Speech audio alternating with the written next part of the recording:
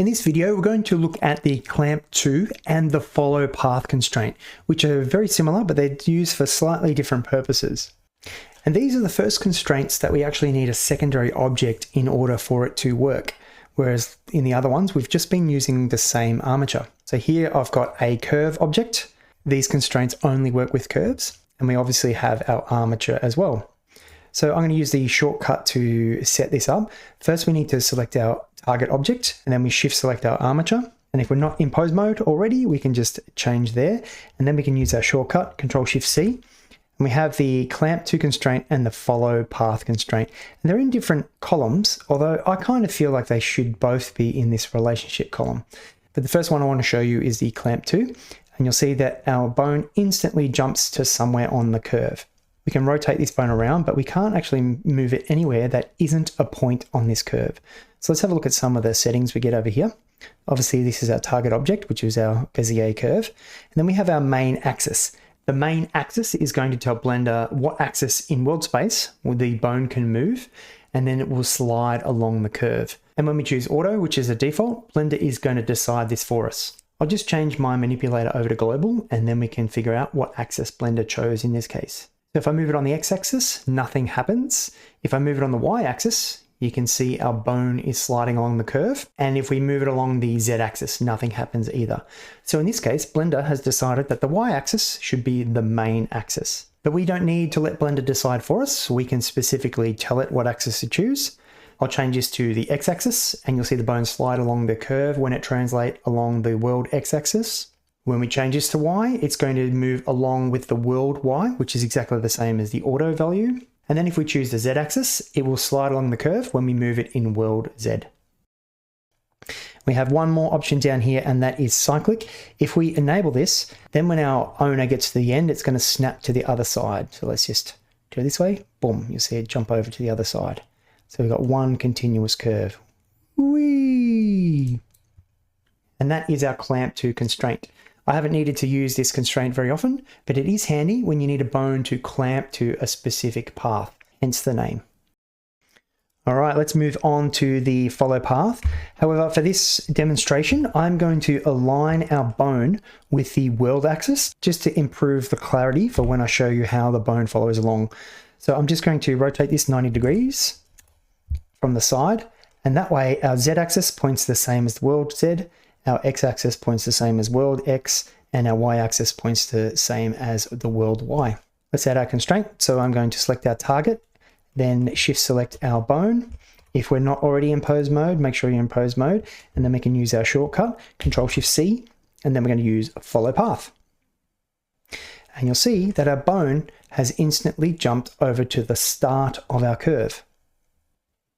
We have this offset value here that we can drag along, although we should drag it in the negative direction. So if we drag all the way to here, because we're using the default settings on our Bezier curve, that means that this is technically 100 frames long. So if we drag this to negative 100, that would be the end of the curve. If we're at 0, that is the start. An alternate way of positioning our bone would be to use the fixed position. Then rather than it being the value in frames according to the settings on our curve, it's a factor setting. So we can think of it as a percentage. 0 is all the way at the start, and then 1 is all the way at the end.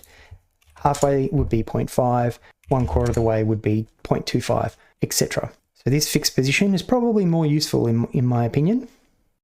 Now you notice it's not worried about the rotation at all. If we do want this bone to follow the rotation of our curve, then we need to use this follow curve option. So when we click that, you'll now see that our bone is following along based on our settings here. So we can change the forward axis, that would be the positive Y by default, which is the length of our bone, and then we can choose the up axis. Now it is not world to Z, it's got to do with the tilt on each of our control points on our curve. So, oops, I'll jump into the curve here. With this here, we can actually change the tilt on each one of these control points, and that will affect the roll of our bone along that curve. And when we rotate it past here, you'll see it follow that tilt. And the setting in the middle here is the curve radius. When we enable that, we have a very similar setting on our curve, but it's the radius here. So this is going to multiply the scale of our bone by the radius here. So let's just make this super obvious, and we'll go 5. And then I'll jump back into my bone here. And you'll notice as it gets closer to that, it's going to scale up to a value of 5. And then as it gets further away or closer to the next control point, which has a value of 1, it's going to go back to its normal size. So that way we can scale a bone along the path if we wish. All right, and the last thing I want to show you now is this animate path button. When we click this, it's actually going to use the evaluation time of our curve and create some animation data. So before I've been dragging this along, now after I click that, it's going to use the animation data of our curve, which by default is 100 frames. So at frame 1, it should be at the start, and at frame 100, it should be at the end, although it's not working, and that is because I still have fixed position enabled. So let's disable that. And now you'll see it's going to run through the start to the end with those 100 frames.